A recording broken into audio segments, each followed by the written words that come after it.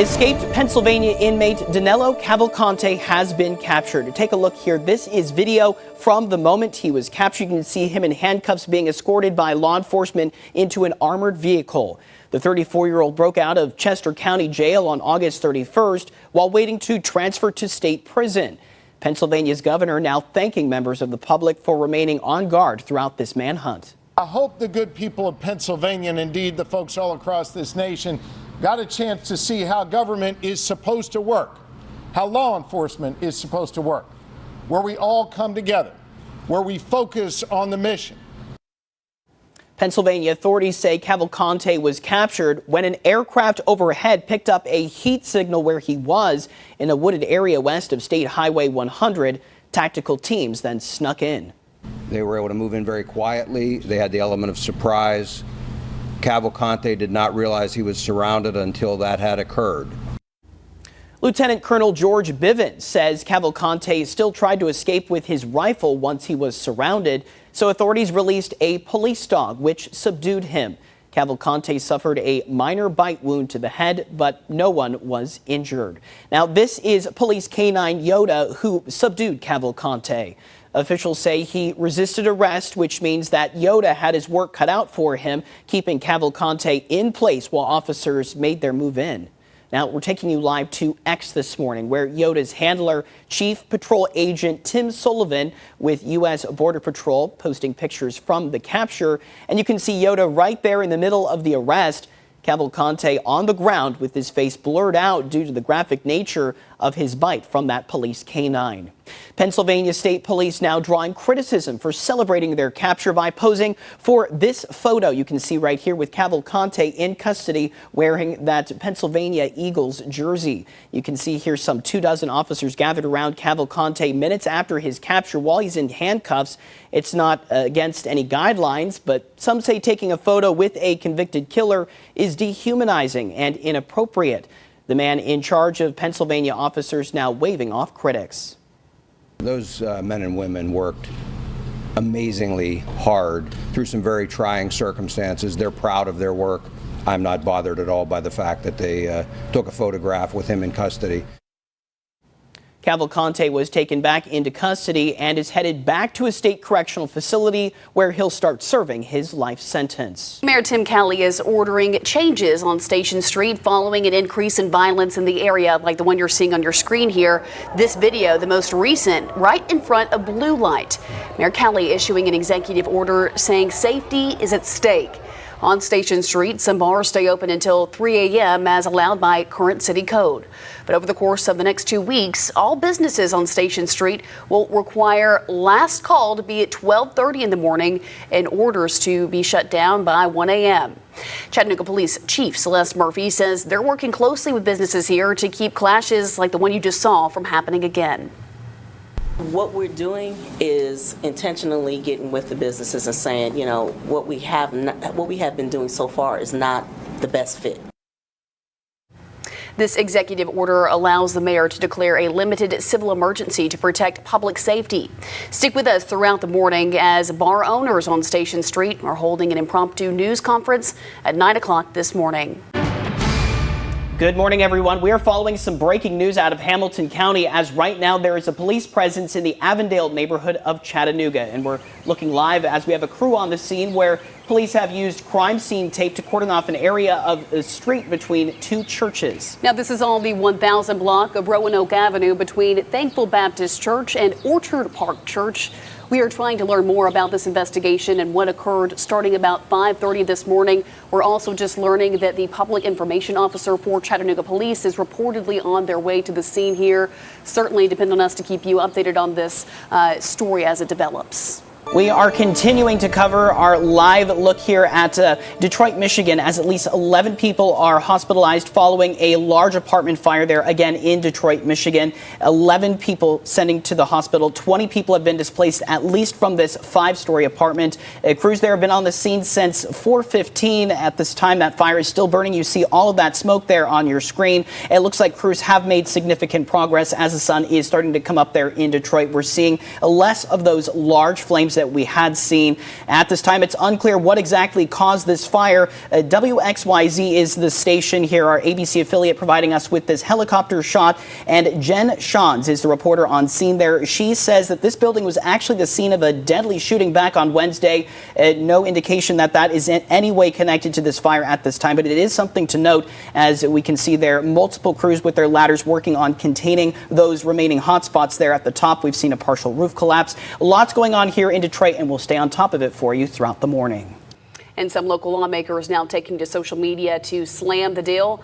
A live look now at Twitter this morning, where Georgia Congresswoman Marjorie Taylor Greene says, quote, Hunter Biden pleading guilty to a gun charge and misdemeanor tax charges with no jail time is a stunt to make him look like he is just cooperating with the DOJ, end quote.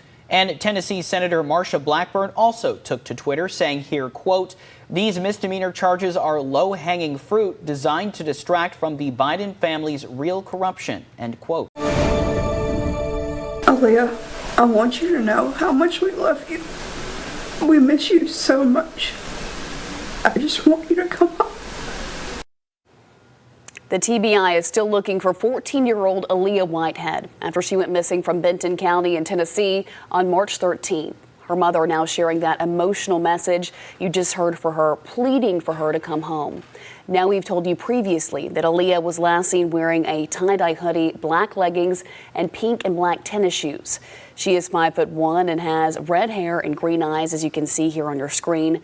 If you have any information about Aaliyah, if you've seen her, you were asked to contact the Benton County Sheriff's Office or the TBI at 1-800-TBI-FIND. You can also find all of this information over on our website at newschannel9.com. Let's turn to some breaking news and a live look now as a train carrying an unknown substance derailed Thursday morning in the city of Raymond, Minnesota, forcing residents to evacuate their homes as a precaution. Again, you can see here the flames billowing from some of those derailed rail cars. And according to local affiliate on scene KNSI, it's reported that they're carrying ethanol and some sort of corn syrup. Now, this derailment occurred at approximately 1 this morning. And the Raymond Fire Department said in a Facebook post that it's not clear what kind of train was involved. KNSI, again, that same affiliate that I was searching, is reporting that this is a BNSF train, and we're not quite sure how many cars are involved. Again, several, as you can see here, these lights on scene. We've seen a reporter also on scene reporting on this situation live for that station. And again, we will continue to stay on top of this as we are getting these details that the town is now being evacuated for precautionary measures, according to the local fire department of Raymond. The Minnesota Department of Transportation has since closed a nearby highway here due to this derailment. Again, this is information coming from the fire department. But because this is America, and because we always have a path to make our country greater against unspeakable odds, here we stand together. Thank you, Georgia. And we are turning now to your election news. For the second time in less than a month, voters returned to the polls to vote for the Georgia U.S. Senate seat runoff. And last night, in a narrow win, Democrats kept that seat. The race between Raphael Warnock and Herschel Walker had been a close one this whole way through. Now, here are those results from last night's race. Raphael Warnock received 51% of the vote with over 1,800,000 votes, while Herschel Walker received 49% of the vote with more than 1,700,000 votes. So about 100,000 votes, less than that even, separating these two candidates. Now let's go ahead and take a look at how our local counties voted in this runoff. In all of our local counties, Walker took the win with a wide margin. Now for Dade County, Walker took about 82%. You can see here a similar story in Catoosa County, but Warnock with a stronger showing there. And almost the same results in Whitfield County. Again, Walker leading, but with 25% of that vote there going to Raphael Warnock, as you can see those results there on our screen. And it was a highly anticipated night for both campaigns. Both candidates had watch parties in Atlanta as the results poured in. News Channel 9's Leslie Dominique and Sam Pena were both in Atlanta to give us up-to-date coverage. Leslie was at Senator Warnock's party and has reactions from the Atlanta Marriott Marquis with his razor-thin win there. But first, Sam Pena has reactions from the College Football Hall of Fame in Atlanta for Herschel Walker's party as the race was called. And now we go to Leslie Dominique, who was at the Atlanta Marriott Marquis with a look at how incumbent Raphael Warnock and his supporters are reacting to the news that he'll be in office for 6 more years. You went kind of fast for me. Are you objecting? Yes, sir. Okay, thank you. No, did you say 1029, sir? 1029, 1325, and 1322. Controversial gun bills before a Tennessee subcommittee went in and out too fast for some lawmakers. The Republican-controlled Senate Judiciary Committee voted to push them to the 2024 legislative session. This comes after thousands of students marched on the state capitol this week and last week as well. Tennessee lawmakers were considering 3 gun bills. One would arm teachers, but now nothing will be done until next year. News Channel 9's Christy Calcagno is joining us live now with more on what the Chattanooga lawmaker at the center of all this is saying. Christy, good morning to you. Hey, good morning, Bliss. Good morning, Dane. Of course, nearly everything in life was put on pause when COVID-19 hit, and that includes cancer screenings. But now, 3 years later, life has pretty much gone back to normal. But officials say they still haven't seen the return to normal. And our Haley Rader joins us live now with a look at how cancer screenings are still being impacted 3 years later. Haley. Bliss, Dane, that's right. We all remember.